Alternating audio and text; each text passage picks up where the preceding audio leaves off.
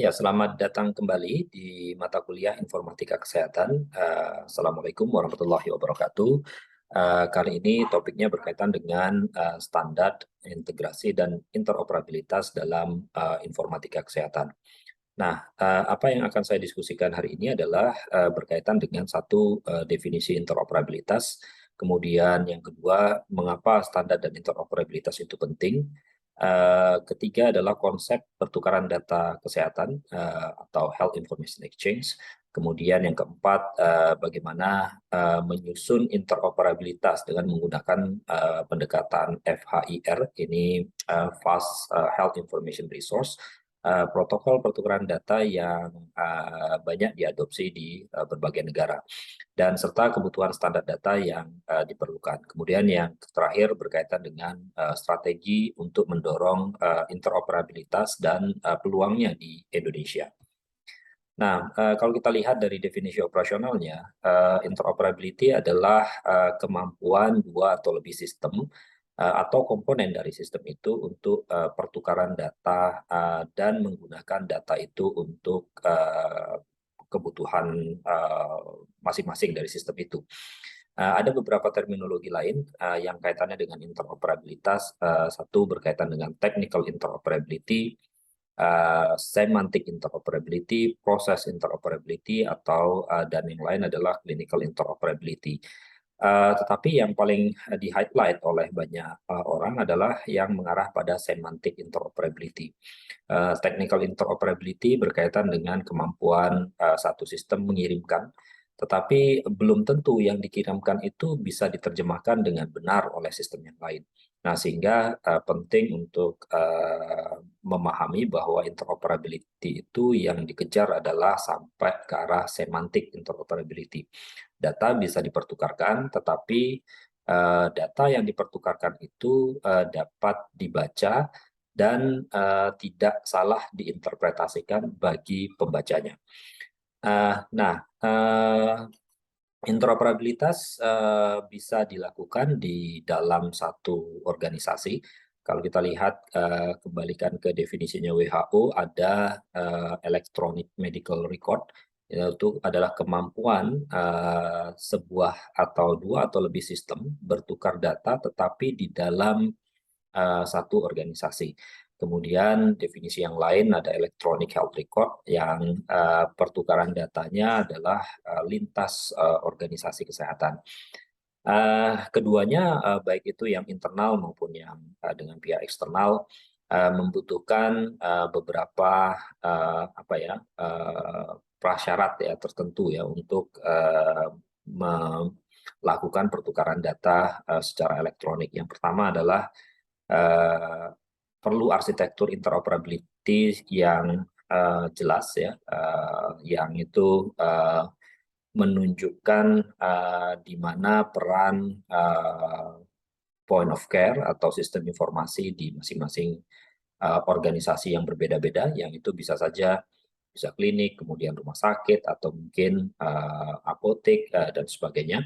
Lalu kemudian layanan standar tertentu yang kemudian bisa diacu atau diadopsi oleh masing-masing sistem tadi, umpamanya registrasi atau unique ID dari pasien, atau unique ID dari fasilitas kesehatan, unique ID dari tenaga kesehatan, karena beberapa skenario atau beberapa resource yang untuk pertukaran data elektronik membutuhkan unique ID tersebut. Kemudian yang lain penggunaan standar data kesehatan, terutama yang terminologi kesehatan. Kita mengenal ada klasifikasi ICD-10 untuk diagnosis, tetapi bagaimana dengan dokumentasi keperawatan umpamanya, bagaimana dengan obat, bagaimana dengan alat medis umpamanya, atau bagaimana dengan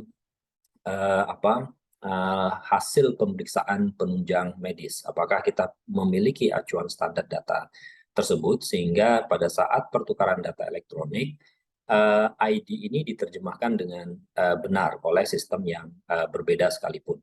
Kemudian yang terakhir adalah protokol komunikasi atau standar message.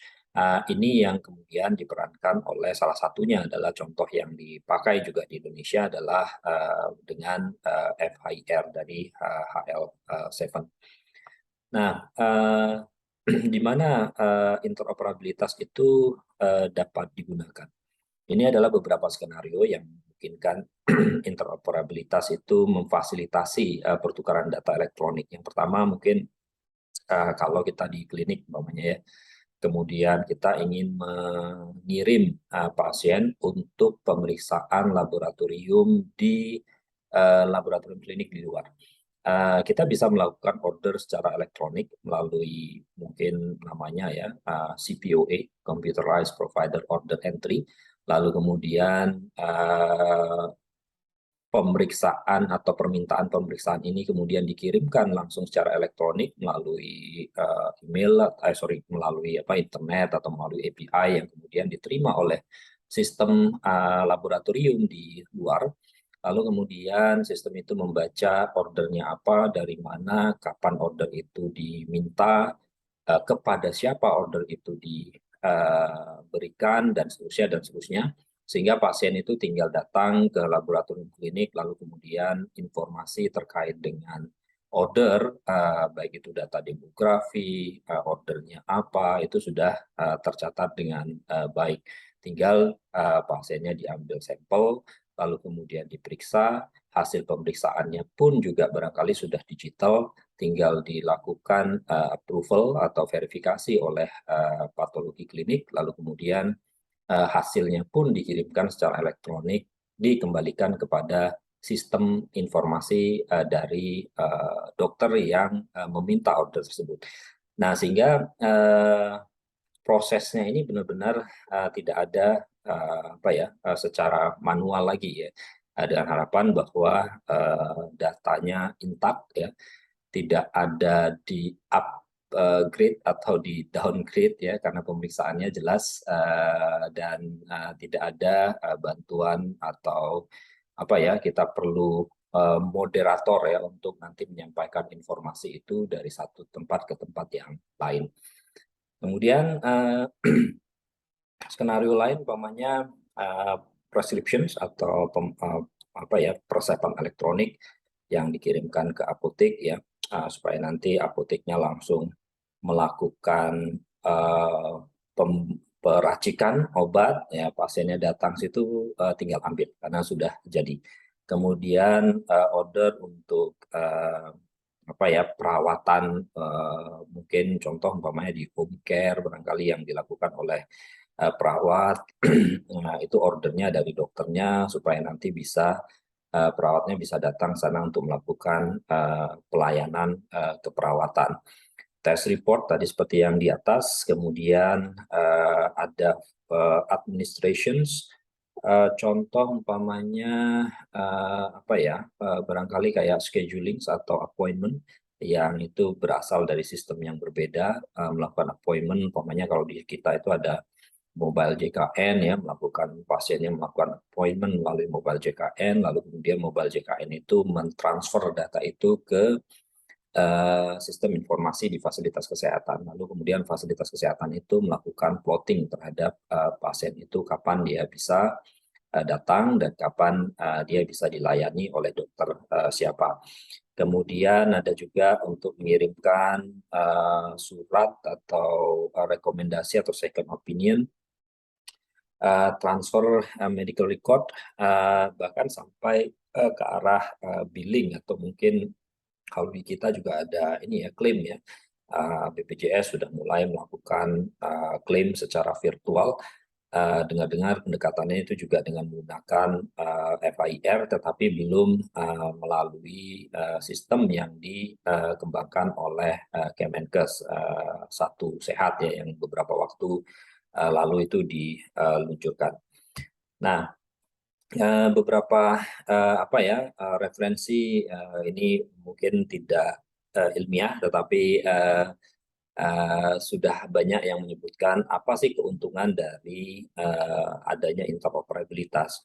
Nah, yang pertama adalah mempermudah pertukaran data pasien antar provider sehingga continuity of care dari seorang pasien itu bisa terjaga dengan baik. Kemudian mengurangi biaya, ya mungkin skenarionya adalah ini pasien ini dirujuk, dari sebelum dirujuk itu dia sudah dilakukan pemeriksaan A, pemeriksaan B, hasil pemeriksaannya itu bisa dilihat oleh fasilitas yang dirujuk tadi, gitu. Sehingga fasilitas yang dirujuk tadi tidak perlu melakukan pemeriksaan ulang.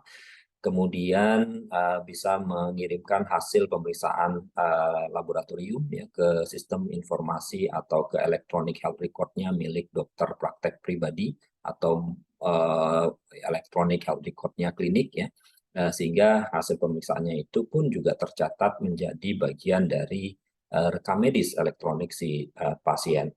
Kemudian ada yang mengatakan bahwa ini dengan adanya pertukaran data elektronik itu informasi pasien yang diterima dengan komunikasi secara elektronik itu intak atau utuh. Tidak ada informasi yang hilang. Ya Anda bayangkan kalau umpamanya pernah ke rumah sakit ya, lalu kemudian kalau Anda praktek ya di rumah sakit terus ingin merujuk pasien, biasanya itu kita mengirimkan surat rujukan. Nah, bayangkan kalau pasiennya itu sudah dirawat mungkin selama seminggu di rumah sakit, lalu kemudian Anda membuat surat rujukan yang suratnya itu hanya satu lembar. Nah, kira-kira informasi apa yang hilang? Pasti banyak sekali informasi yang hilang karena informasi yang di surat rujukan itu hanyalah informasi-informasi penting ya yang dianggap penting, padahal informasi-informasi lain itu bisa saja ini sangat mendukung untuk continuity of patient care di fasilitas yang lain. Nah, ini beberapa isu tentang kelengkapan data, saving, terus kemudian memudahkan apa ya provider dalam pengambilan keputusan karena informasi pasien itu intak atau utuh. Ini referensi lama tahun 2014, bosnya Google mengatakan bahwa kita bisa menyelamatkan 100.000 orang ya kalau sistem-sistem yang ada di pelayanan kesehatan itu bisa interoperable satu sama lainnya.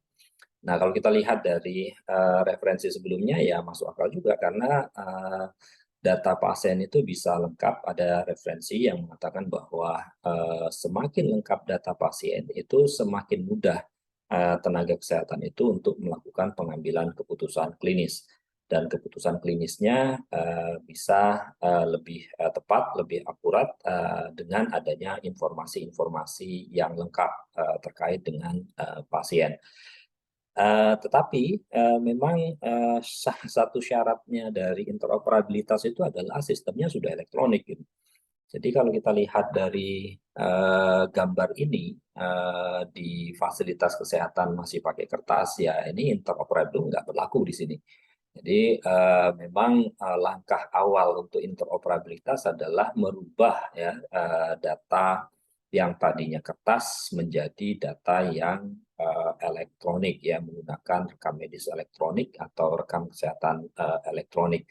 Makanya Permenkes nomor 24 tahun 2022 tentang rekam medis itu sangat mendorong fasilitas kesehatan untuk merubah ya dari pencatatan data secara kertas itu menjadi secara elektronik dan itu dibatasi pula waktunya sampai ditunggu sampai 31 Desember 2023. Nah, banyak alasan yang apa ya mendasari mengapa kok kita perlu interoperabilitas, mengapa kok kita harus merubah menjadi sistem yang berbasis elektronik. Ini saya ambil saja dari apa presentasinya Kemenkes. Ada sekian banyak masyarakat ya dan beberapa diantaranya itu mungkin mayoritas ya diantaranya itu sudah menggunakan sistem yang berbasis elektronik. Logikanya adalah contoh sederhana adalah di BPJS Kesehatan ya.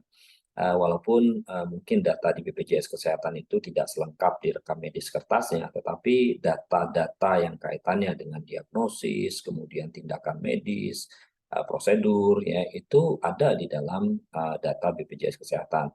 Terakhir saya dengar itu BPJS Kesehatan mengumpulkan kurang lebih 1,7 juta data transaksional per hari gitu.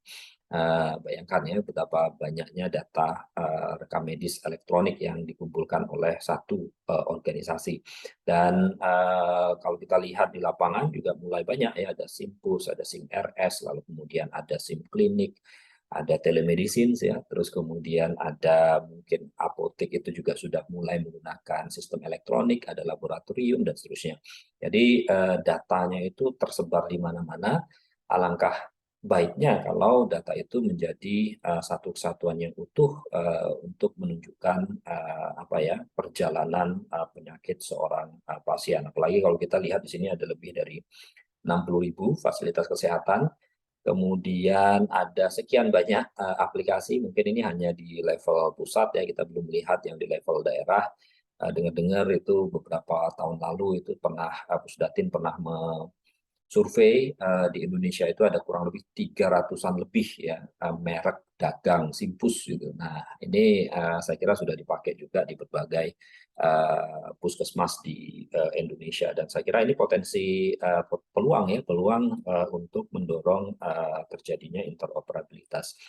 Belum lagi sekarang sudah mulai pasien-pasien menggunakan Internet of Things, wearable device, yang datanya bisa saja dikontribusikan oleh pasien langsung melalui apa ya platform interoperabilitas, sehingga ini bisa menambah informasi atau kekayaan data dari rekam medis elektronik.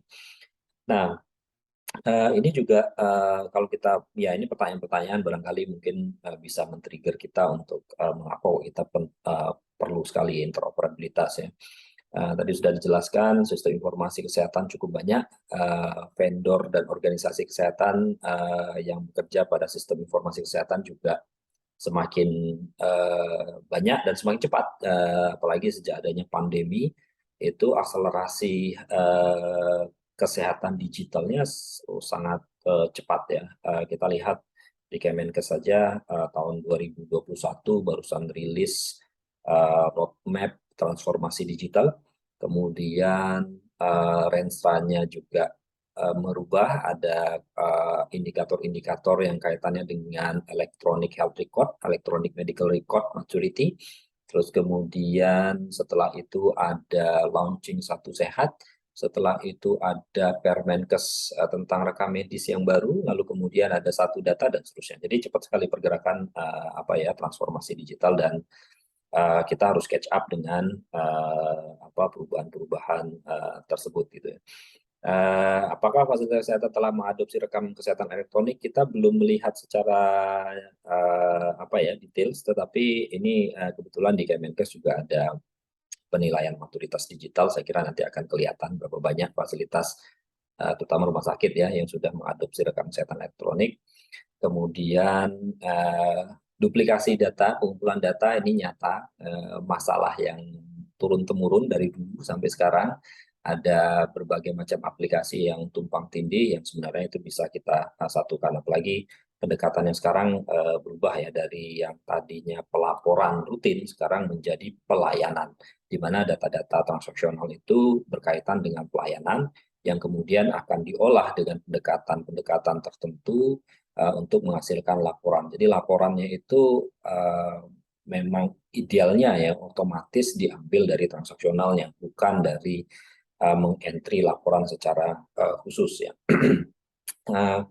Tantangan dari kita barangkali yang terakhir ini ya, ya setelah terjadi interoperabilitas, apakah mutu dan keselamatan pasien itu menjadi meningkat? Ini bagaimana mengevaluasinya? Mungkin ini hal next steps ya, artinya kalau di Indonesia ini baru mulai, lalu kemudian ada pilot test di beberapa tempat, lalu kemudian setelah pilot test mungkin di scaling up untuk ke banyak fasilitas kesehatan atau ke sistem informasi kesehatan. Nah, ini saya kira ini peran akademisi, bisa Anda sebagai peneliti atau mungkin nanti kita sebagai vendor atau sebagai yang pengelola sistem informasi menilai apakah ada perubahan mutu atau kualitas layanan dengan adanya interoperabilitas ini. Apakah dokter-dokternya atau perawat-perawatnya itu happy dengan informasi yang ada terkait dengan pasien ini gitu.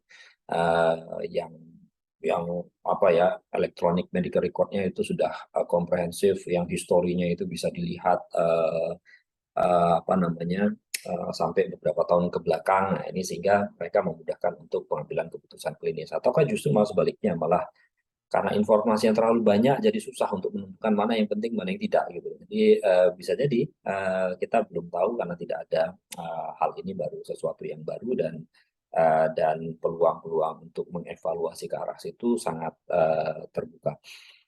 Saya kira ini yang momentum tahun 2021 di launching Digital Health Transformation Strategy tahun 2000 sampai tahun 2024. Kebetulan saya juga sempat ikut ya seminggu di Jogja mendefinisikan blueprint ini. Uh, Total sebenarnya aslinya itu dokumennya cukup tebal ya, 900 halaman. Yang di launching ini hanya yang apa ya, versi singkatnya ya. Dan kalau kita lihat di dalamnya itu banyak sekali ininya, apa namanya, use case-nya yang digunakan untuk mengarah pada interoperabilitas antar sistem informasi. Jadi ya use case kayak contoh umpamanya di rumah sakit ya, itu ada 100 berapa ya, 172 atau berapa use case, atau mungkin di layanan primer ada sekian use case yang kaitannya dengan pelayanan dalam gedung, pelayanan luar gedung, pelayanan keseling dan seterusnya dan seterusnya. Jadi ada banyak use case itu, sehingga aslinya itu sebenarnya sangat tebal sekali ya kalau dibaca. Lalu kemudian setelah ini ada, saya lompat langsung ya ke Permenkes 24 tahun 2022 tentang rekam medis. Di situ ada beberapa poin yang saya ambil. Ini pasalnya saya nggak cantumkan, tetapi kalau saya amati dari perjalanannya, dari transformasi digital launching blueprint itu, ini sistem elektronik ini wajib digunakan kalau menurut saya. Jadi untuk penyelenggaraan rekam medis. Dan rekam medis elektroniknya yang dipakai itu harus memiliki kemampuan interoperabilitas. Nah, interoperabilitasnya mengacu pada standar sistem elektronik yang diselenggarakan oleh Kementerian Kesehatan. Beberapa waktu lalu launching Satu Sehat, dan kalau kita lihat Satu Sehat itu sebenarnya istilahnya di dalam blueprint itu IHS ya, Indonesian Health Service Platform. Ini fasilitas untuk pertukaran data elektronik. Di dalamnya salah satunya adalah FHIR ya, standar interoperabilitas dari HL7 FHIR. Kemudian mulai berangsur-angsur apa namanya, di Indonesia mengadopsi standar data tertentu. Contoh umpamanya di sini ada KFA ya, Kamus Farmasi dan Alat Kesehatan. Ini dalam proses, tentunya proses ini kita belum tahu sampai kapan. Kalau seharusnya idealnya ya seterusnya ya, karena data obat, data alat itu pasti akan selalu berganti, selalu bertambah ya. Kalau kita lihat di datanya BP POM itu apa, obat itu ya, ada yang ditarik umpamanya, ada yang mungkin sudah tidak beredar lagi di Indonesia, ada yang kemudian obat baru yang didaftarkan, itu terus setiap hari itu ada aja apa data-data obat yang berubah ya. Nah, sehingga idealnya memang standar data itu harus di maintenance. Seperti contohnya adalah Snowmed City. Dengar-dengar juga Indonesia akan mengadopsi Snowmed City, tapi belum tahu karena Snowmed City itu berbayar ya, dan bayarnya itu juga tidak murah. Kalau kita memang nanti beralih pada Snowmed City ya, mestinya Snowmed City itu kan terminologinya juga apa ya, bahasanya ya juga bukan bahasa Indonesia ya, jadi bahasanya bahasa Inggris dan mungkin ada bahasa yang lain. Kita harus alih bahasa dan harus memastikan bahwa Snowmed City itu digunakan secara optimal, jangan hanya sebagian dari Snowmed City saja yang dipakai, rugi gitu kalau apalagi bayarnya mahal gitu. Jadi bisa saja nanti terminologi-terminologi medis untuk dokumentasi keperawatan, dokumentasi gizi, psikolog, dokumentasi klinis untuk yang spesialistik atau subspesialistik menggunakan standar-standar Snowmed City yang sudah dibeli tadi, seandainya jadi dibeli. Nah, kemudian yang apa yang lain itu berkaitan dengan rekam medis elektronik disimpan oleh fasilitas pelayanan kesehatan harus terhubung atau interoperabilitas dengan platform layanan interoperabilitas dan integrasi data kesehatan yang dikelola oleh Kementerian Kesehatan. Kalau saya lihat di sini ada dua hal. Pertama adalah interoperabilitas, kemudian yang kedua adalah integrasi data. Nah, kalau saya bayangkan bahwa interoperabilitas itu memfasilitasi pertukaran data, kalau integrasi data itu adalah penggabungan data dari berbagai macam sumber. Kalau kita kembali ke definisi Health Management Information Systems dari WHO, itu poin pentingnya itu adalah bagaimana data dari berbagai sumber itu dikumpulkan, digabungkan, lalu diolah sedemikian rupa untuk menghasilkan indikator-indikator kesehatan. Nah, di WHO sendiri menyebutkan bahwa kita ada data yang sifatnya apa ya, institutional base ya, data yang rutin ya itu. Tapi ada juga data yang apa ya, tidak rutin ya, non rutin, atau data contohnya adalah data survei, sensus umpamanya, yang itu mengestimasi populasi. Itu penting juga untuk dikumpulkan karena pada saat kita ingin menghitung indikator, maka denominatornya itu adalah data populasi ya, populasi tertentu, umpamanya anak usia di bawah 1 tahun, kemudian ibu hamil, kemudian ada apa ya, usia lansia, usia reproduktif, anak-anak kurang dari 18 tahun, dan seterusnya, dan seterusnya. Nah, ini akan dijadikan denominator untuk menghitung cakupan layanan. Ini yang definisi HMIS ya. Dan penting juga untuk menghubungkan antara satu data dengan data yang lainnya. Contoh umpamanya, saya ingin menghubungkan antara data cakupan apa ya, layanan KIA ya, K1 umpamanya, atau K6, sekarang pakai K6 ya, dengan ketersediaan bidan ya di Indonesia, atau ketersediaan dokter obgyn deh gitu di Indonesia. Itu kita perlu dua sumber data untuk nanti diolah sedemikian rupa ya, sehingga integrasi data dari sistem SDM dengan sistem katakanlah e-cohort ya, yang sekarang dipakai di Kemenkes itu ya. Ini perlu digabungkan. Setidaknya data agregatnya yang layanan per tahunnya, sehingga indikator-indikator tadi, ketercukupan SDM untuk melakukan pelayanan antenatal care itu bisa kita ketahui. Dan tantangan kita sekarang adalah semakin banyak ya data-data yang individu ya, ini baru didiskusikan umpamanya imunisasi, tadinya pelaporan data agregat, sekarang mulai masuk data imunisasi individual. Ada EIR ya, Electronic Immunization Registry. Kalau di Indonesia itu ada aplikasinya namanya ASIK ya, yang kemudian dipakai untuk bulan imunisasi anak nasional yang sekarang lagi implementasi, lagi sosialisasi, lagi pendampingan dan seterusnya, dan itu datanya betul-betul data individu. Memang ada keuntungan data individu. Data individu itu kita bisa tarik untuk menjadi agregat secara otomatis. Data individu kita bisa menghitung kalau kasusnya itu imunisasi, itu kaitannya dengan imunisasi lengkap pada anak. Ini kita bisa tracing setiap anak itu dapat imunisasi apa, apakah imunisasinya tepat waktu atau tidak, imunisasinya lengkap atau tidak, sehingga ini bisa di-generate indikator-indikator yang lebih kompleks ya, indikator komposit atau indikator yang lebih apa ya, if-nya itu banyak, jika ini, jika ini, jika ini, jika ini, jika ini, jika ini. Nah, itu sangat memungkinkan dilakukan pada data individu.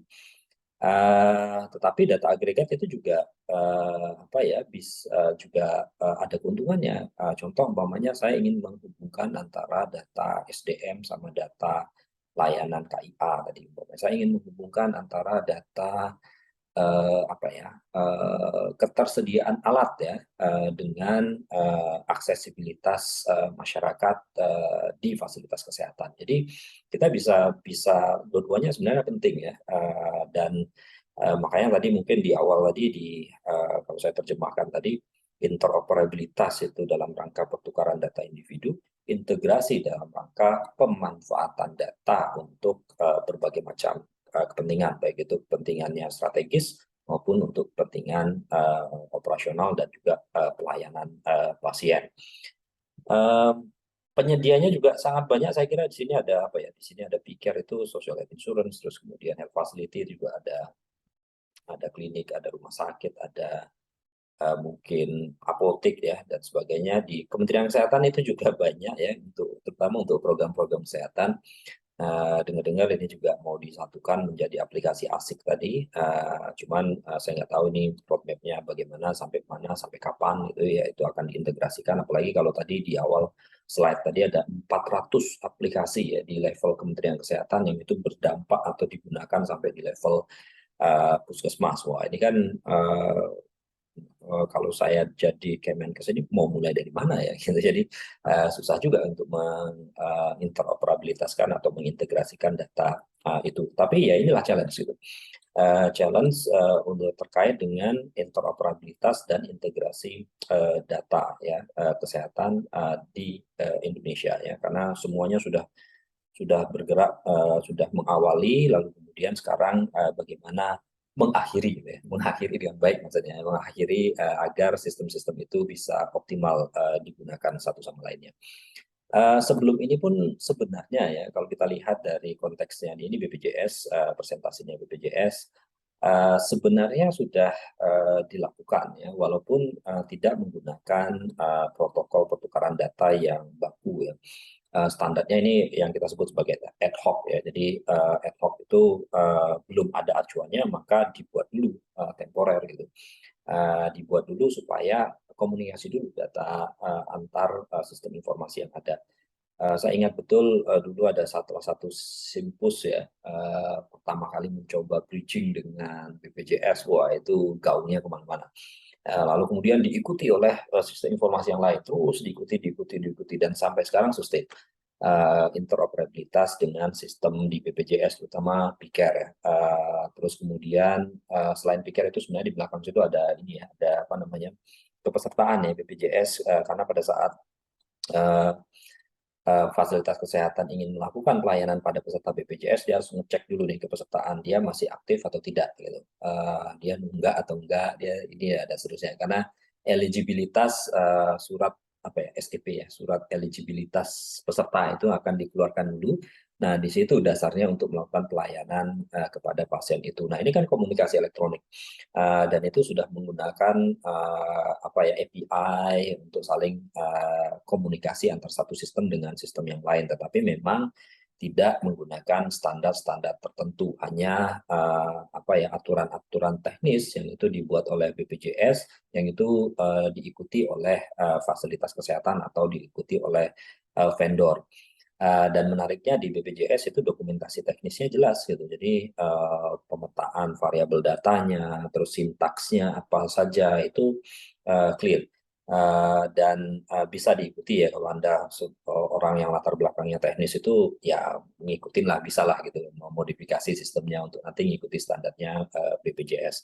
Walaupun butuh waktu ya, macam-macam ya, harus izin dulu gitu, harus diberikan cons ID, kredensial dulu untuk temporer, dites dulu di development servernya, baru kemudian kalau itu oke, dibuktikan bahwa ini bisa, baru kemudian pindah ke production server on behalf of health facility yang kita apa ya, fasilitasi gitu. Ini juga sampai rumah sakit, bahkan sekarang sudah sampai claim, virtual claim. Dan beberapa mungkin berkembang lagi ya di BPJS itu ada untuk appointment system, ada untuk apa ya, saya lupa, itu ada beberapa skenario, beberapa use case ya yang dipakai ya.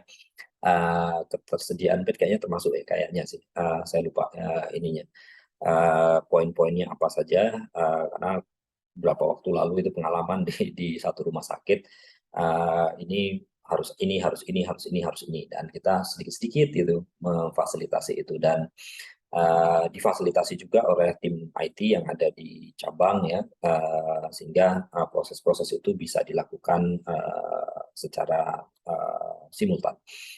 Nah, lalu dari sini itu dari yang sifatnya ad hoc, interoperabilitas itu ingin ditata ya, ditata dengan menggunakan standar yang lebih apa ya, lebih sustain, standar yang lebih baku ya.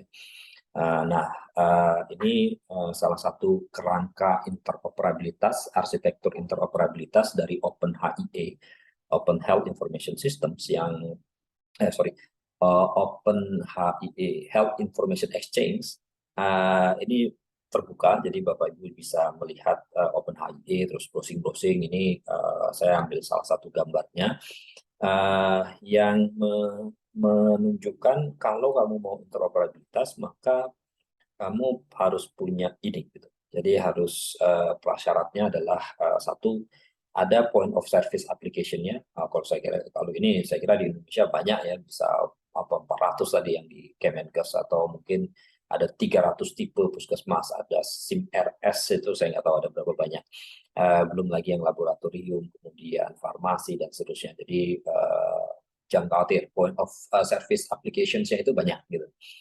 Nah, dua yang di atas ini yang sedang diupayakan. Artinya kita harus punya protokol pertukaran datanya, interoperability layer, yang barangkali tadi ada Satu Sehat ya, atau Indonesian Health Service Platform di Kementerian Kesehatan yang sedang diuji coba, sudah dibuat ininya, protokol FHIR-nya dengan beberapa skenario ya, dengan beberapa resource, ada extension juga yang dibuat, kemudian diuji coba di beberapa tempat ya, di rumah sakit, lalu kemudian minggu lalu itu di puskesmas ya di Jawa Timur.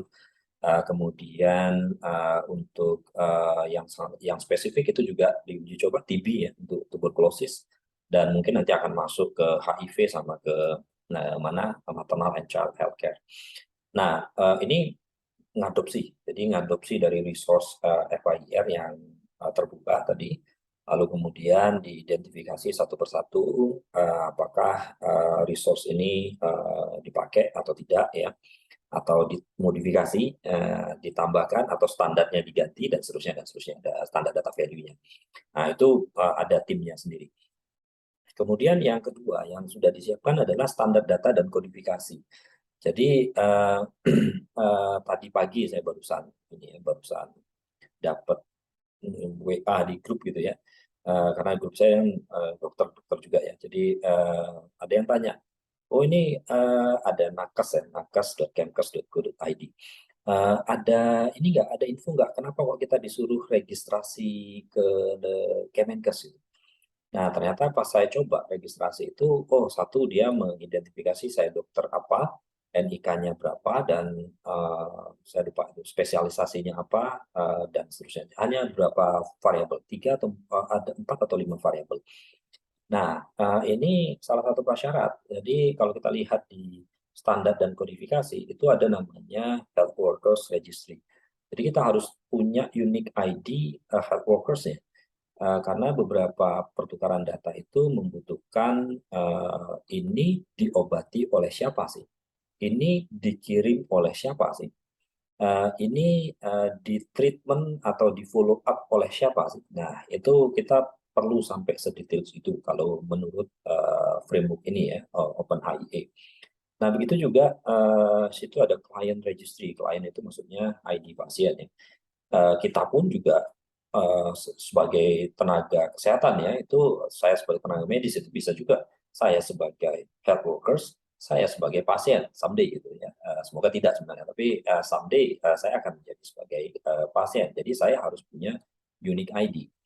Nah, kebetulan kalau di apa namanya, di Satu Sehat itu ada namanya ID IHS ya, Indonesian Health Service Platform. Jadi sebenarnya ini ID yang apa ya, yang unik ya, uh, yang digunakan sebenarnya NIK unik ya, cuman NIK itu kan bisa apa ya, membuka identitas seseorang sih sebenarnya. Kayak contoh umpamanya tanggal lahir itu bisa kelihatan. Terus dia didaftarkan di provinsi mana, kabupaten mana, kecamatan mana, itu juga kelihatan ya. 6 digit di awal itu kelihatan, sama 6 digit yang di tengah. Nah, itu diganti sama kode IHS ya. Begitu juga yang health workers ini juga diganti sama kode IHS. Kemudian kita perlu juga terminologi services. Contoh tadi yang disebutkan sebelumnya, kita perlu data standar untuk pemeriksaan penunjang medis, kita perlu kodifikasi untuk katakanlah nursing documentations, kita juga perlu apa namanya data obat ya, dan sebagai kalau data obat yang di atas ya logistik ya manajemen. Oh sebentar, ya produk katalog ya, itu data obat, data standar data obat, standar data alat ya, vaksin ya, tipe-tipe vaksin itu produk katalog. Kemudian ya kalau terminologi service itu yang kaitannya dengan apa ya, pencatatan medis ya, contoh umpamanya vital signs, clinical findings, sign, symptoms, itu terminologi medismu. Nah, seandainya kita bisa menstrukturkan terminologi medis itu, sebenarnya peluang untuk dipakai untuk hal-hal yang lebih luas itu terbuka. Ya. Contoh umpamanya untuk membuat clinical decision support system. Atau mungkin kalau dari sisi apa namanya ya epidemiologi, mungkin mengembangkan ini ya syndromic surveillance ya, apalagi kalau datanya itu terpusat di Kemenkes, kemudian ini diolah sedemikian rupa untuk memprediksi kemungkinan wabah ya dengan sign and symptoms dan sebagainya. Jadi ada share hub record, itu tempat untuk pertukaran datanya. Health management information services itu yang tadi yang kalau di definisinya itu kayak semacam apa ya, ini yang data agregatnya ya, data agregat yang mungkin bisa saja menggabungkan data dari sumber lain kayak data survei, data sensus, data apa lagi ya, orang mengatakan civil registrations and biostatistik ya, statistik hayati, kelahiran, kematian, perpindahan penduduk. Nah itu bisa digabungkan di situ dan seterusnya dan seterusnya. Jadi ini yang kemudian apa menjadi prasyarat ya, standar data dan kodifikasi untuk memfasilitasi pertukaran data elektronik di point of services yang variasinya luar biasa banyak gitu ya. Tapi mekanisme pertukaran datanya kalau saya lihat di apa ya framework ini itu terpusat ya, centralized, yang difasilitasi oleh dalam hal ini barangkali di Indonesia oleh Kementerian Kesehatan melalui apa ya satu data ya, ini menghubungkan seluruh penyedia dan pengguna data kesehatan, baik itu pasien, Fasiankes, industri kesehatan, pemerintah. Jadi Fasiankes kita tahu ada RNE, kalau pasien kita tahu ada, kalau tidak salah itu aplikasi Peduli Lindungi, itu nanti akan menjadi personal health record. Mereka menyebutnya itu citizen apps ya, yang nanti ya kalau sekarang kan sudah kelihatan ya, kita bisa melihat status vaksinasi, lalu kemudian dan bahkan ada modul untuk yang imunisasi kalau nggak salah ya, itu saya lupa itu ada kayaknya ada deh, imunisasi pada anak ya, coba nanti dicek ya di aplikasi Peduli Lindungi ya. Terus kemudian apalagi ya, kalau pemeriksaan penunjang ya, kalau dalam hal ini untuk COVID ya, kita positif atau negatif pemeriksaannya itu dulu ya sampai sekarang ya mungkin ya, kalau Anda periksa itu langsung masuk di situ. Jadi ini menghubungkan lab ya, menghubungkan status vaksinasi COVID, menghubungkan imunisasi, dan ini mulai bergerak untuk dikembangkan ke hal-hal yang pelayanan kesehatan yang lain. Ya kita tunggu kapan ya ini terjadi untuk tapi beberapa proses-proses itu sudah terjadi.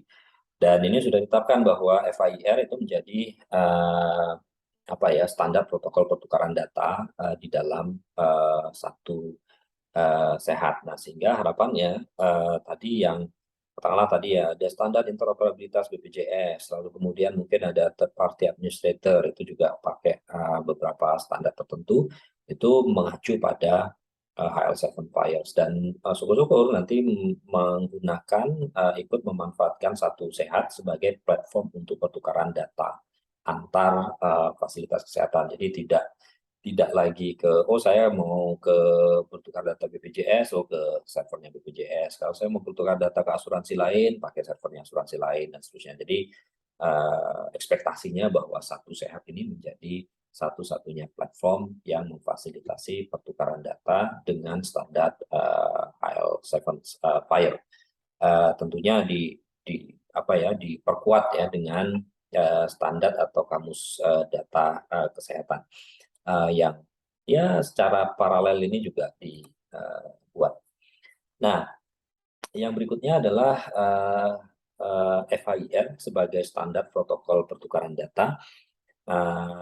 Kalau FHIR websitenya mungkin bisa dilihat di sini. Sebentar ya, ada ini ya, FHIR resources. Nanti cari aja di browsing-browsing ya. Ini ada berbagai macam resources. Di sini ada yang base, ada clinical, ada financial, ada specialized. Yang paling banyak dipakai yang di sini yang clinical ya. Clinical contoh umpamanya adverse events, condition, ada yang base sama clinical ya. Base ini juga ya.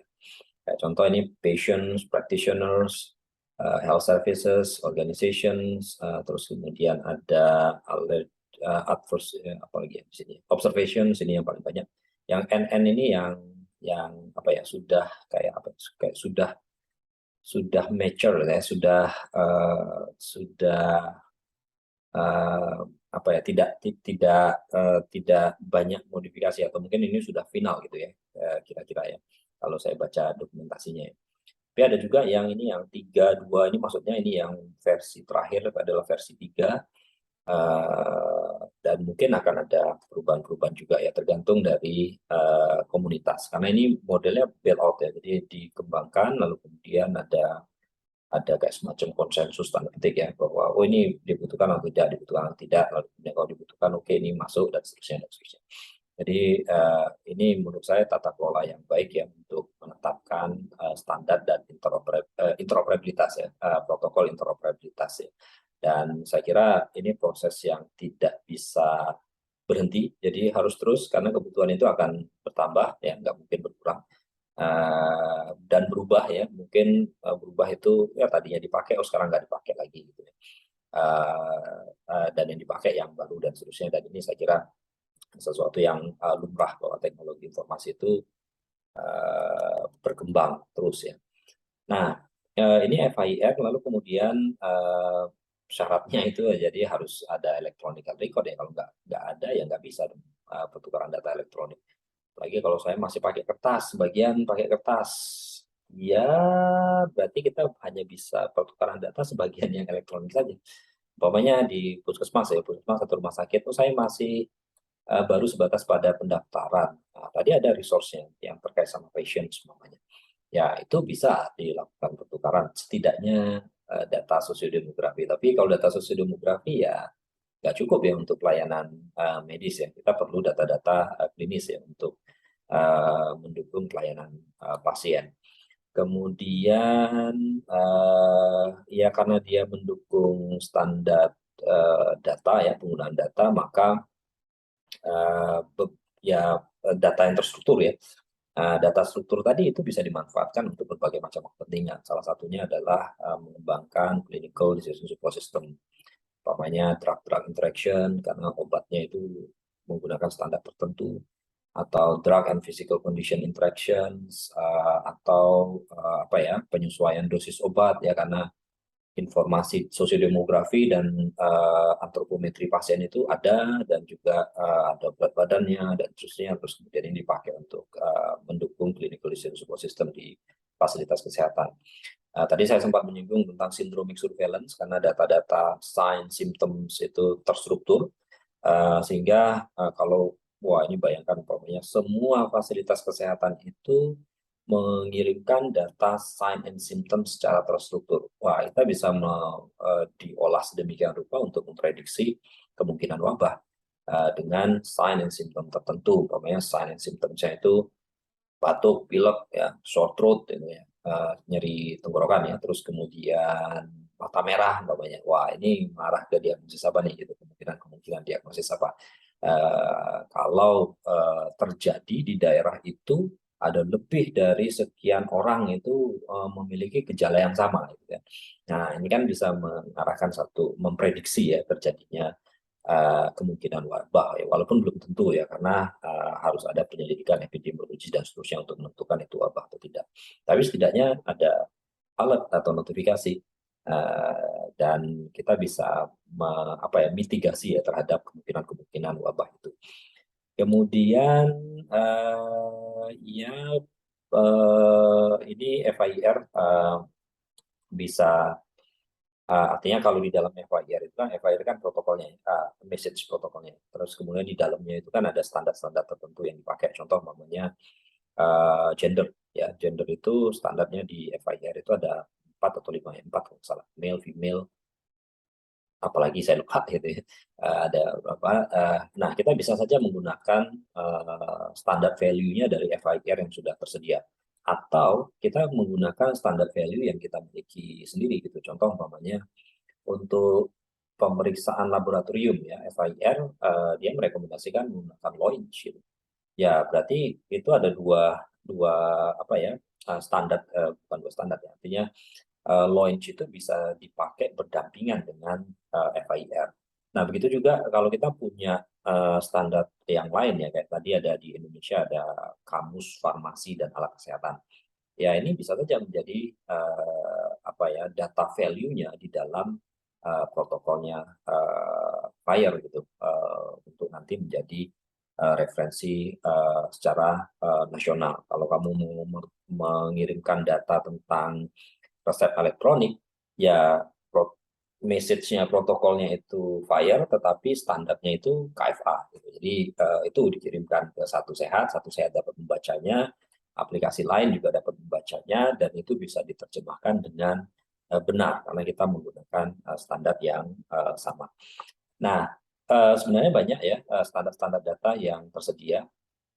City itu yang paling populer ya, karena dia berkembang terus. Dulu awalnya di patologi anatomi, lalu kemudian kalau tidak salah ya, lalu kemudian berkembang, sekarang mungkin sekarang udah lebih dari 400.000 terminologi yang kesehatan yang diakomodasi, dan kayaknya juga sudah diterjemahkan di beberapa bahasa juga, karena beberapa negara itu menggunakan itu untuk standar data nasionalnya. Dan beberapa sudah berupaya juga untuk menghubungkan antara Snowman City dengan standar-standar yang lain, umpamanya dengan ICD-10, Snowman City dengan Loins, Snowman City dengan apa gitu, ada upaya-upaya juga. Mungkin nanti silakan dilihat di ini ya, UMLS ya, Unified Medical Language System, UMLS. Dan itu juga ya di bawahnya itu ya, di bawah NLM ya, National Library of Medicine gitu, yang sama-sama mengeluarkan itu yang Rxnom. Rxnom itu untuk obat di Amerika. Terus kemudian Loinc itu untuk pemeriksaan penunjang, itu dari Cancer Institute. WHO punya banyak ya, ada WHO International Family of Classification, contohnya yang paling banyak kita pakai adalah ICD-10 ya, untuk diagnosis. Sekarang juga berubah juga jadi ICD-11. Kemudian ada HL7 tadi. HL7 itu selain protokol, di dalamnya juga ada standar-standar data yang seperti yang saya sebutkan tadi, ada gender gitu ya. Lalu kemudian apalagi ya, saya lupa, ada beberapa yang standar-standar yang listnya nggak banyak, itu HL7 punya ya, tinggal dipakai gitu. Kemudian DICOM, tapi ini kalau DICOM untuk ini untuk image ya, standar image dan sebagainya. Saya kira banyak ya yang bukan itu. Nah, bagaimana merancang ya interoperabilitas menggunakan FIRE? Jadi ada beberapa langkah, ini juga sudah dicoba di beberapa studi ya di Indonesia. Saya juga contoh ini studi yang ada di ITB ya, rekam medis elektronik untuk puskesmas. Lalu kemudian ada beberapa lagi studi lain. Yang pertama adalah mengidentifikasi sistem informasi yang perlu interoperabilitas. Mana nih umpamanya antara sistem rumah sakit sama puskesmas. Kemudian melakukan pemetaan struktur rekam medis dengan FIR dan mencari gaps-nya antara metadata yang ada di rekam medis masing-masing sistem dengan yang di FIR. Terutama resource-resource tertentu ya, kayak contoh patient resource, terus kemudian ada observations atau mungkin ada health workers dan seterusnya, itu resource itu kemudian kita petakan, mengidentifikasi FIR resource yang akan digunakan, umpamanya patient encounter, organization, rapid start, diagnosis, prosedur, dan medications, ada berapa banyak. Kalau kita fokus katakanlah gini, saya fokus mau rekam medis elektronik. Ya, rekam medis elektronik itu ternyata butuh resource-resource seperti itu. Jadi patient sendiri, encounter sendiri, organization sendiri, lab result sendiri, karena kaitannya dengan isi dari rekam medis itu berkaitan dengan sosiodemografi pasien. Berarti itu terkait sama pasien. Siapa yang melayani, berarti itu nanti terkait sama encounter nanti terkait sama health workers. Terus kemudian terkait sama organization juga, di mana pasien ini akan dilayani ya. Kemudian di dalam rekam medis itu hasil pemeriksaan laboratorium, kemudian itu situ ada sebenarnya bukan register ya, jadi observations ya. Observationsnya ada apa saja. Jadi observation itu bisa kayak apa ya, kalau kita istilahnya itu objektif ya, apa yang diukur gitu. Jadi observation, apa yang diukur secara objektif, termasuk vital signs itu bagian dari observations ya. Kemudian di dalam rekam medis itu ada diagnosis. Diagnosis itu sebenarnya bagian dari observations ya. Ada prosedur, kemudian ada medication. Kalau prosedur, medication ini resource yang terpisah ya. Kemudian melakukan pemetaan antara FIR resource dengan data yang diperlukan, membuat profil interoperabilitas, kemudian kalau mau yang mencoba membuat profil itu bisa dipakai simplifier, dan itu ada toolsnya juga untuk membuat profiling yang bisa kita copy dari profile standar, lalu kemudian kita lihat apakah ini sudah cocok atau belum. Kalau sudah cocok langsung pakai aja. Tapi kalau ada perlu modifikasi ya ini kita coba apakah kita perlu extension ataukah cukup dengan standar yang ada. Kemudian kalau nanti mau pakai server sendiri ya berarti kita harus membuat FIR servernya, dan ini juga bisa di-download. Bisa kita pakai ya sendiri ya, tapi prosesnya bagaimana ini nanti tanya sama orang teknis ya. Kemudian kita tes file servernya sudah kita siapkan, profilnya kita masukkan ke dalam server itu, lalu dites untuk formatnya, mungkin ya contoh namanya saya pakai formatnya JSON, ngetes gitu, post atau get data dari file server berhasil atau tidak. Yang dites itu berdasarkan itu juga ya, resource-nya untuk ngetes patient resources, ngetes observation, ngetes prosedur, ngetes medication, itu dites ini bisa atau enggak gitu ya, bisa terbaca atau enggak di servernya. Sama bisa kita ambil atau enggak dari servernya. Nah ini ngetesnya. Nah ini contoh pemetaan struktur data, ini hanya sekedar ilustrasi. Kalau kita di rekam medis yang apa ya, baik itu elektronik maupun non elektronik ya sebenarnya. Jadi kalau anamnesis itu biasanya kan narasi ya. Jadi pasien mengeluh mata merah sebelah kanan, nyeri pada bola mata, bengkak, gatal, mengeluarkan cairan kental dan lengket pada pagi hari. Wah itu narasi itu satu kalimat. Kalau mau sampai ini ya data yang terstruktur, sebenarnya narasi itu pun juga bisa dipertukarkan ya, tapi formatnya teks. Kalau kita mau merubah ya menjadi data yang terstruktur dengan kodifikasi tertentu, ini kebetulan saya ngambil kodifikasinya dari Snowmed City ya. Itu ternyata jadi berapa tuh? Berapa data? 1, 2, 3, 4, 5, 6, 7. Jadi 7 data sendiri dan mungkin bisa lebih. Jadi pasien mengeluh mata merah itu red eye, kodenya itu. Terus nyeri itu periorbital pain, kodenya itu. Kemudian bengkak, periorbital edema, kodenya itu. Gatal, itching of eye, kodenya itu. Mengeluarkan cairan kental, discharge from eye, kodenya itu. Lalu lengket pada pagi hari itu sticking of eyelids due to discharge from eyes, kodenya itu gitu. Terus kemudian dan ini hanya pada mata sebelah kanan gitu. Berarti structure of the right eye region, kodenya itu ya.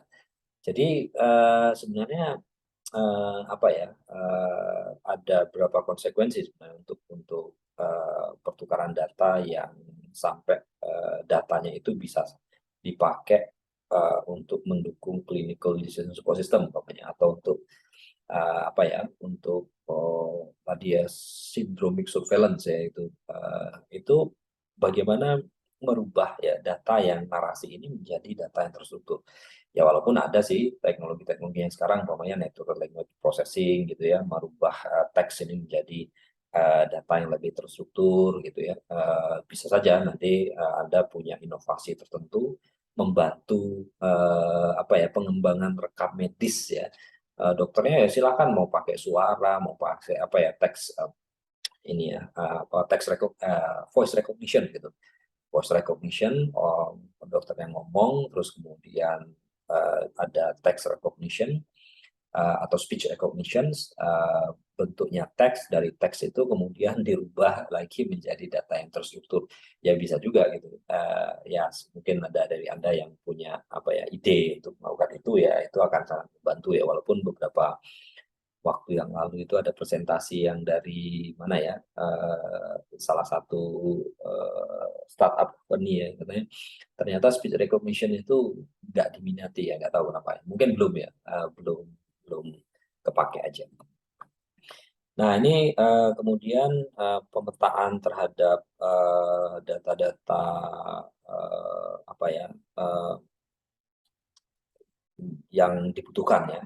Katakanlah tadi skenario-nya adalah rekam medis elektronik ya. Lalu kemudian dipetakan terhadap resource-nya dari FHIR. Ini contoh umpamanya episode of care, itu ternyata kita butuh resource itu ya, patient, organization, condition, practitioner, observation, service request, medication, prosedur. Bawahnya itu kok prosedur lagi, itu mungkin yang lain saya lupa merubahnya. Nah, kita perlu resource yang untuk mengirimkan satu data rekam medis ke fasilitas kesehatan lain, itu ternyata kita butuh resource yang banyak gitu. Tentunya nggak semua dari apa ya, kata passion gitu ya, passion ini resource-nya kan listnya banyak gitu. Tidak semua dari resource-nya passion itu dipakai. Kan ada yang nggak relevan dengan kita, ya nggak usah dipakai, nggak apa-apa gitu. Masuk organization situ. Tapi di HL7 ini sudah memfasilitasi. Ini loh, kalau organization itu A sampai Z ini yang dibutuhkan. Kalau passion itu A sampai Z. Nah, kamu boleh nambah ya, atau boleh mengurangi, nggak masalah gitu. Tetapi jangan merubah gitu, jangan merubah. Kalau umpamanya contoh gini, jangan merubah itu, eh, oh untuk patient ID gitu ya. Ya patient ID sintaknya begitu ya begitu gitu. Jadi kamu mau ID-nya itu multiple ya boleh silakan. Itu ada caranya. Multiple itu contoh umpamanya, oh ID-nya ada NIK, ada nomor password, ada nomor rekam medis, ada nomor apalagi, eh, nomor BPJS umpamanya, ya boleh bisa. Di patient itu memfasilitasi untuk data yang sifatnya apa ya, hubungannya itu one to many, many to many gitu ya, atau many to one gitu ya. Jadi itu ada di dalam resource apa ya, di dalam protokolnya, message-nya dari uh, HL7 Fire ini ya. Ya mungkin nanti bisa dicek ya di itu di resource-nya, dilihat satu-satu, terus diklik, itu kelihatan kok ini strukturnya ya. Kemudian yang berikutnya kita harus memetakan dari resource itu, ini contoh ya, kalau sosiodemografi itu resource-nya tentang patient, ini patient name given, patient identifier, patient sex, patient date of birth, ini yang ada di sintaks-sintaks yang ada di FHIR, terus kemudian description-nya apa, dan data value-nya apa. Contoh namanya patient gender ini ya, data value-nya itu kalau kita petakan di antara sistem yang di tempat kita sama sistem yang nanti akan kita pertukarkan datanya dengan FHIR, ini bisa variasinya bisa luar biasa. Ini contohnya ya. Ini jenis kelamin, ini di HDD data value, ini HDD itu Health Data Dictionary-nya Kemenkes ya. 01239. Tidak diketahui laki-laki perempuan, tidak dapat dikategorikan, tidak berlaku. Di PICARE hanya ada 2, laki-laki perempuan di data Pak. Nah, ini di FIR ada unknown, male, female, sama other, hanya 4 ya. Tapi di sini ada 5 atau 6. Jadi bagaimana kita memetakan ke sini? Optionnya ada beberapa cara ya. Tidak diketahui ini one to one, laki-laki ya tetap male, perempuan, female. Nah, yang 2 ini ya, 1, 2 ini itu masuk ke other. Atau kita bisa menambahkan data value-nya di sini, tidak masalah gitu. Berarti kita tidak mengacu data value-nya itu tidak mengacu pada FIRE. Kita membuat data value sendiri berdasarkan ini umpamanya.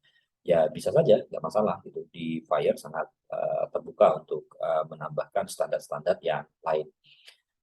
Status pernikahan ini juga menarik. Ini status pernikahan kalau di tempat kita mungkin ada 4, belum kawin, kawin, cerai hidup, cerai mati. Di PICARE itu ada tambahan tidak terdefinisi, cerainya cuma 1 ya, tidak ada cerai hidup, cerai mati. Di FIRE itu buah UMDW, UNK, ILPSTA. Wah, apa ini?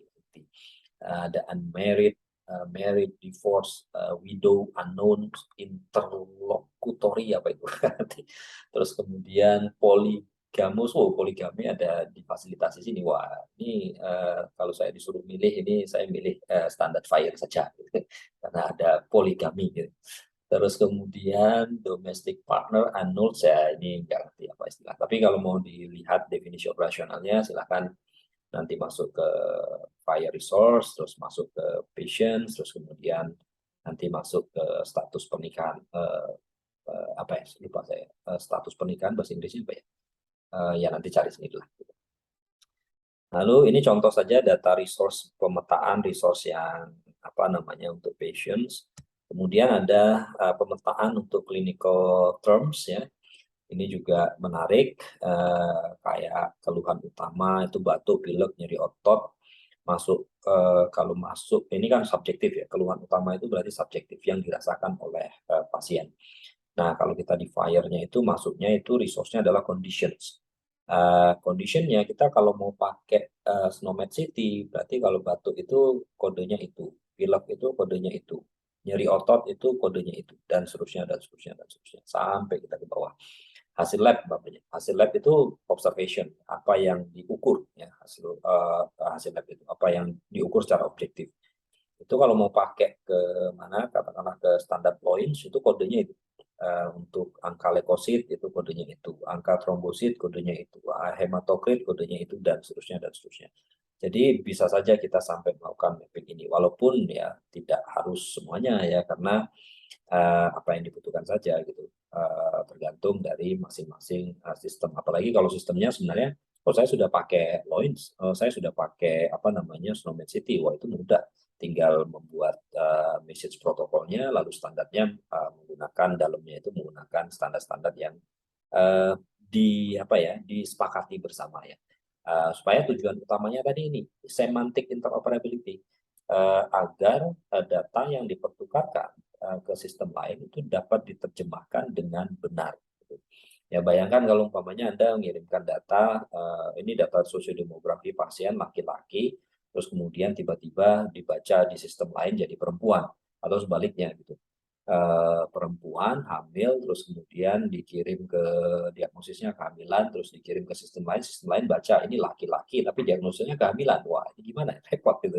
Jadi ini penting ya untuk mencapai semantic interoperability. Kata kuncinya adalah standar data.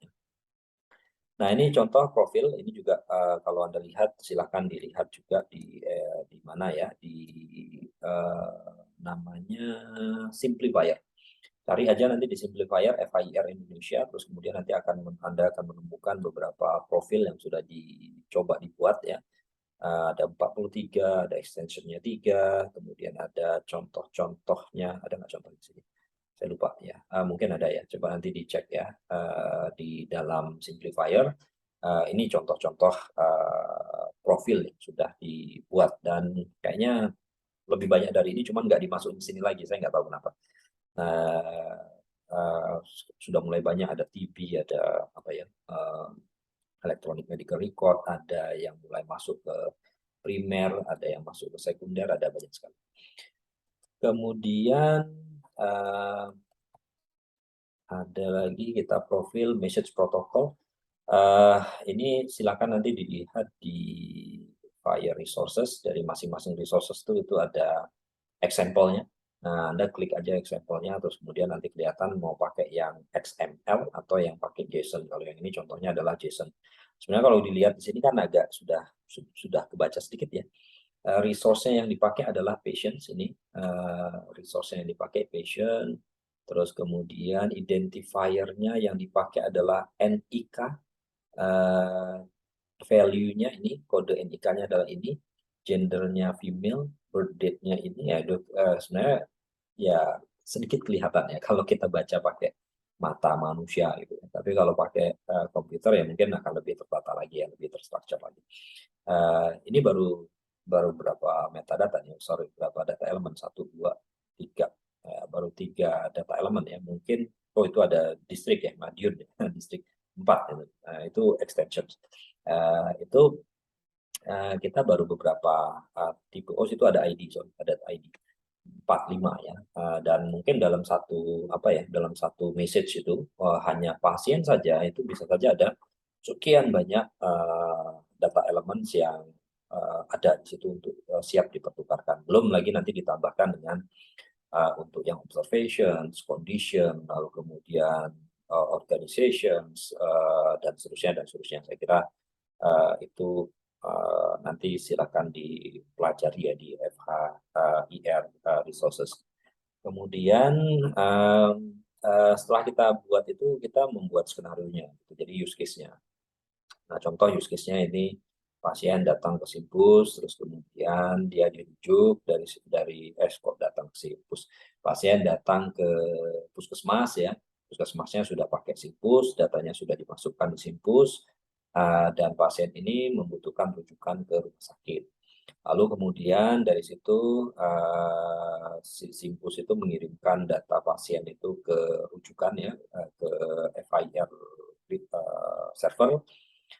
Lalu FHIR server itu sebenarnya kalau lihat itu katanya ya, ini kata tim teknis kami ya, itu yang disimpan itu teks gitu ya, di teksnya gitu. Nah, lalu kemudian si sistem lain katakanlah ini ada apa nih, kalau di sini mobile apps ya, personal health record ya. Personal health record itu bisa mengakses data ya tentu dengan mekanisme autentifikasi dan security tertentu ya untuk akses ke server Fire untuk mencari berdasarkan unique ID yang tertentu ya. Umpamanya unique ID pasien tadi. Sebagai unique ID-nya diambil datanya lalu kemudian dihubungkan dengan tadi hasil pemeriksaan penunjangnya, mungkin hasil obatnya yang diberikan atau mungkin hasil observasi tertentunya untuk vital signs umpamanya, dan itu ditarik lalu kemudian digunakan oleh mobile apps ini untuk ya macam-macam, entah itu bikin dashboard, entah itu bikin visualisasi dalam bentuk grafik ya, sehingga pasiennya bisa melihat oh ini toh yang pernah diperiksa di rumah sakit A, rumah sakit B atau vaskes A, vaskes B. Nah, itu kira-kira 1-7 poin-poin yang kaitannya dengan bagaimana kita mendesain interoperabilitas dengan Fire. Tentunya nggak terlalu jelas ya kalau nggak langsung praktek di mana ya secara teknis ya. Mungkin kalau ada kesempatan barangkali nanti kita bisa mengundang teman-teman yang bisa Fire ya untuk nanti mengajari bagaimana memanfaatkan ini kalau Anda tertarik ya. Terus kemudian apa isu yang berkaitan dengan standar data kesehatan?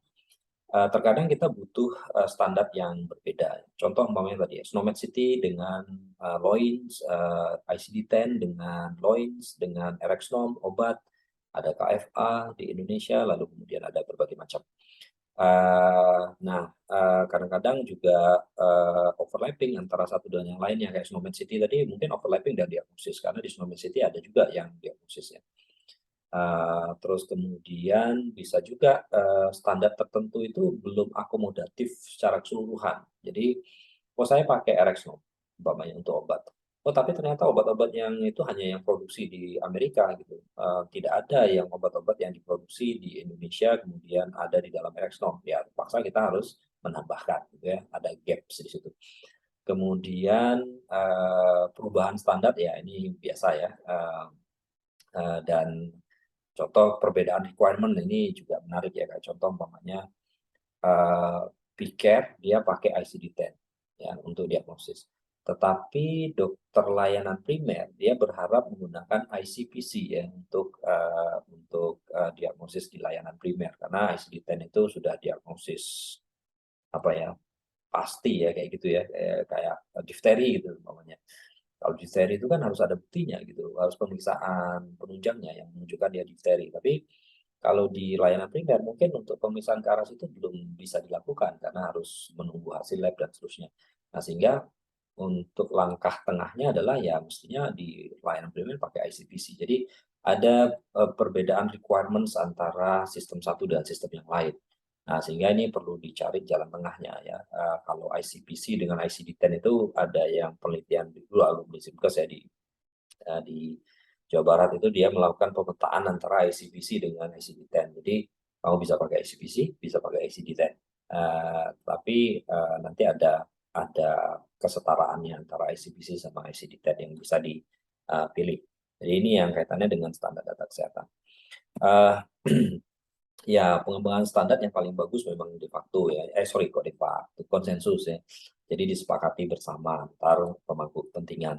Nah, tetapi memang ini tantangannya banyak ya, karena harus mengakomodasi. Apalagi kalau sistemnya semuanya sudah jalan nih gitu. Jadi sudah banyak, ada ratusan sistem yang sedang berjalan. Lalu mensepakati bersama itu mungkin akan susah ya kalau konsensus ya. Cuman kalau di Indonesia mungkin awal yang bagus ya ada mungkin dari BPJS itu ad hoc ya, dia oh ini pakai yang ini, gitu, semuanya ngikut gitu. Satu sehat barangkali ya, ini juga diawali ya dengan standar-standar tertentu, lalu kemudian dari situ barangkali ya untuk sustainabilitasnya mestinya mengarah pada konsensus ya supaya nanti bisa disepakati bersama, terutama untuk hal-hal yang baru atau yang belum terakomodasi. Nah, tentunya apa yang dibutuhkan supaya interoperabilitas itu bisa berjalan ya di Indonesia katakanlah di satu negara, ya tentunya harus ada regulasinya gitu ya. Kita ada Permenkes, di dalamnya Permenkes rekam medis, dalamnya interoperabilitas banyak banget disinggung tadi yang seperti yang di slide yang saya singgung. Terus kita butuh standar terminologi, registri untuk registrasi tenaga kesehatannya, registrasi obat dan alat kesehatan, registrasi dan standar-standar yang dibutuhkan untuk pertukaran data elektronik untuk mempertahankan, untuk mencapai itu tadi semantic interoperability. Kemudian kita perlu infrastruktur, kalau kita skenario-nya adalah terpusat tadi ya, satu sehat, maka kita butuh infrastruktur. Bayangkan kalau umpamanya satu hari ada 1,7 transaksi atau mungkin lebih nanti ya seandainya satu sehat itu sudah jalan ya, itu kita butuh infrastruktur pendukung dan keamanan dan seterusnya yang akomodatif ya untuk dipakai sekian banyak fasilitas kesehatan yang transaksi itu bersamaan. Kemudian ya dari sisi kita sendiri sebagai penyedia sistem elektronik harus mampu beradaptasi atau mengakomodasi kebutuhan interoperabilitas. Kita sudah membangun, tetapi waktu kita bangun dulu belum menyesuaikan dengan standarnya FHIR umpamanya, berarti ada kebutuhan untuk nanti dimodifikasi sistemnya. Kemudian tentunya akses information, artinya bahwa satu sehat itu ya itu akan optimal jika ini diakses oleh banyak orang ya dalam rangka untuk tujuan yang benar ya, bukan tujuan yang salah ya. Artinya pertukaran data itu akan interoperabilitas itu akan bermanfaat jika yang mempertukarkan data itu semakin banyak gitu. Kalau hanya dua saja ya nggak ngapain kita pakai interoperabilitas, cukup ya kesepakatan bersama gitu. Udah kamu pakai ini, kita pakai ini, dah langsung cari yang paling mudah gitu. Tapi kalau kita multiple system itu ya mestinya akan lebih efektif kalau kita pakai protokol pertukaran data yang disepakati bersama atau yang baru. Nah, apa saja peluang-peluang interoperabilitas seperti yang tadi di beberapa presentasi, kita standar terminologi sudah ada ini ya, apa namanya, FHIR ya, kita mengadopsi FHIR, oke lah, itu satu hal uh, penting ya untuk mencapai interoperabilitas. Lalu kemudian didukung dengan standar terminologi kesehatan, umpamanya metadata rekam medis elektronik. Mungkin Bapak Ibu sudah melihat di sini ya, keputusan Menteri Kesehatan Republik Indonesia tentang pedoman variabel dan metadata pada penyelenggaraan rekam medis elektronik. Nah, Anda bisa lihat di sini di paling bawah itu ada tabel-tabelnya ya. Lampirannya ini identitas umum pasien, nama lengkap itu karakter, NIK itu 16 digit, nomor identitas lainnya itu alfanumerik dan seterusnya. Ini data value-nya pun juga ada, ini kayak contoh jenis kelamin ini data value-nya 1234, 01234, agama ini data value-nya juga 123456778, kemudian suku, free text, dan seterusnya. Kelurahan itu ada numerik dan seterusnya. Jadi ini salah satu isu menarik ya kaitannya dengan peluang interoperabilitas di Indonesia. Ada kebijakan, ada satu sehat, ada Permenkes rekam medis, ada standar internasional yang bisa langsung diadopsi, LOIN contohnya. Kemudian sistem informasi yang beragam, ini modal utama sebenarnya. Interoperabilitas nggak akan terjadi kalau punya satu sistem saja gitu. Jadi ngapain gitu interoperabilitas kalau cuma satu sistem se-Indonesia gitu ya. Terus kemudian sudah ada inisiasi integrasi sistem dan interoperabilitas yang sudah dilakukan, dan saya kira pengalaman-pengalaman itu akan menjadi referensi bagi sistem-sistem lain yang akan mempelajari atau mungkin yang akan melakukan interoperabilitas selanjutnya. Nah, terakhir kesimpulan saya kira pertama interoperabilitas menggunakan standar FHIR itu sudah diadopsi di berbagai negara termasuk Indonesia. Dan untuk mendukung interoperabilitas itu diperlukan standar data kesehatan, dan ini sudah mulai ada ketetapan secara nasional ya, contoh tadi ada yang keputusan Menteri Kesehatan tadi. Ini mungkin nanti bisa dijadikan referensi buat Bapak Ibu yang pengembang. Kemudian ya tetap masih ada tantangan untuk mengelola interoperabilitas, baik itu nanti mengembangkan struktur data interoperabilitasnya sendiri, FHIR itu umpamanya, mengembangkan standarnya, memfasilitasi infrastrukturnya, bahkan dari sisi pengembang pun yang akan nanti berinteroperable itu juga harus memodifikasi sedikit sistemnya untuk nanti bisa compliance dengan standar yang ada.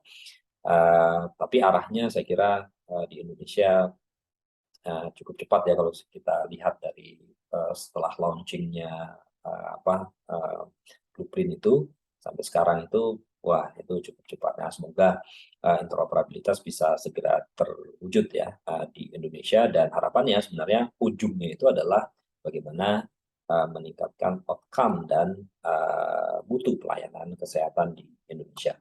Nah, saya kira ini yang presentasi yang bisa saya sampaikan. Terima kasih. Kita ketemu lagi lain waktu. Selamat apa nih? Ya, langsung aja ya. Assalamualaikum warahmatullahi wabarakatuh.